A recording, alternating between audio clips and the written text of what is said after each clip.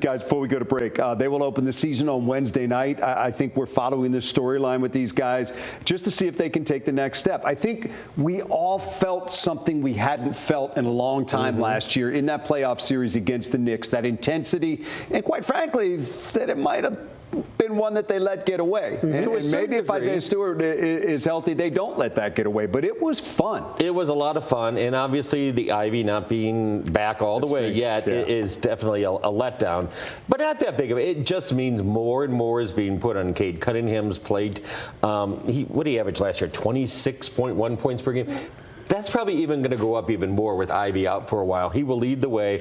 And they are, just like I promised you with the Red Wings, the Pistons are a playoff team. Yeah, and you know what? You look at Asar Thompson. How far can he come this year? This is a guy that we saw last year when he was in there could really be a difference maker. And I think Duran's another guy that can take a huge step this year. Around the league, if you ask people how they evaluate the Pistons, they'll say obviously Cade. And most people think Asar is their second best player.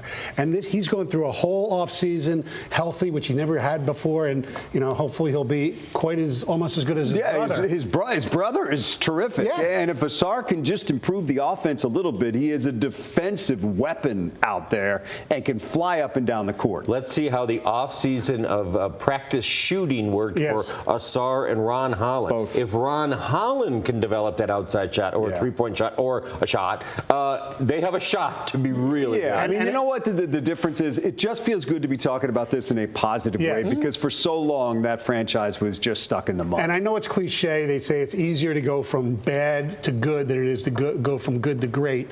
They probably won't be great this year, but they can still improve and get a better seeding than they had last year. And I like the leadership from the top, just like we talked with the Red Wings and McClellan. J.B. Bickerstaff, he seems to be the perfect leader for this team, which is still pretty much relatively young. They kept some of the veterans like Tobias Harris, but I like what they have put together. And Trajan Langdon's got the powder dry for a move at some point. Yes. And we will see when that comes, if that's perhaps during this season, after the season, whatever. But you get the sense that for this franchise to ultimately take that next huge step, probably got to add one more piece. Yes, for sure. Got to add one more piece, and we will see what happens there. But you know what?